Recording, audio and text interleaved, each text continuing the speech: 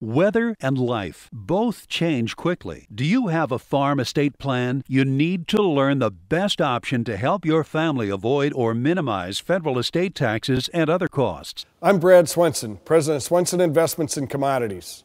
We work confidentially with farmers, ranchers, and advisors to help develop the best farm estate plan.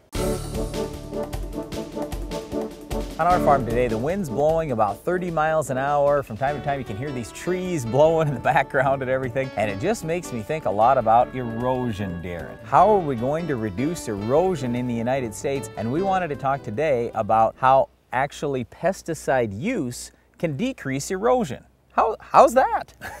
Well, when we think about controlling erosion, probably the first thing that comes to most people's minds is, well, don't do any tillage. And you can see in this field, we haven't done any tillage, you know, and that is a nice thing. In soybeans, though, I mean, you take a look at it, Brian, there really isn't that much residue out here to protect the soil. Okay, so just to take a step back, if you're a non-farmer, what we're talking about here is all this residue that's down in the soil. I pick up all this residue, and when that residue is on top of the soil, when the wind comes, when the rain comes, it has to hit this residue first, and then it basically protects or insulates that soil, so we lose very little soil when we have a cover on the ground like all this residue from after harvest. So that's a good thing. But here's the problem. If a farmer wants to control weeds, he basically has two options. He can go out there and spray a herbicide to control the weed, or he can use tillage like Darren's talking about. How ironic is it, Brian, that we're standing on a farm, we're the fourth generation of our family farming this same ground. This is our great-grandfather's farm. And what did he have for options for weed control? Basically, it was tillage or pull the weeds by hand. And I thought it was funny because our great-uncle,